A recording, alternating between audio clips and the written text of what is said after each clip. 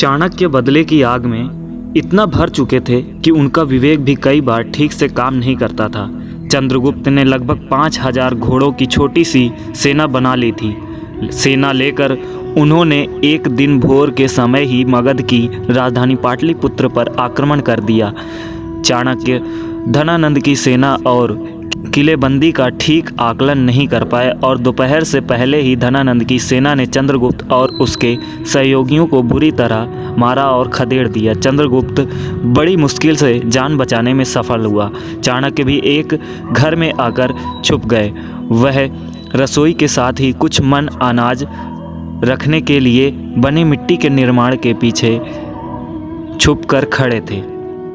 पास ही चौके में एक दादी अपने पोते को खाना खिला रही थी। दादी ने उस रोज़ खिचड़ी बनाई थी। खिचड़ी गर्मा गर्म थी। दादी ने खिचड़ी के बीच में छेद करके गर्मा गर्म घी भी डाल दिया था और घड़े से पानी भरने लग गई थी। थोड़ी ही देर के बाद बच्चा ज़ोर से चिल्ला रहा था और कहा, जल गया जल गया। दादी ने आकर देखा तो पाया कि बच्चे ने गर्मा गर्म खिचड़ी के बीच में उंगली डाल दी थी। दादी बोली, तू चाणक्य की तरह मूर्ख है। अरे गर्म खिचड़ी का स्वाद लेना हो तो उसे पहले कोनों से खाया जाता है और तूने मूर्खों की तरह बीच में ही हाथ डाल दिया और अब रो रहा है।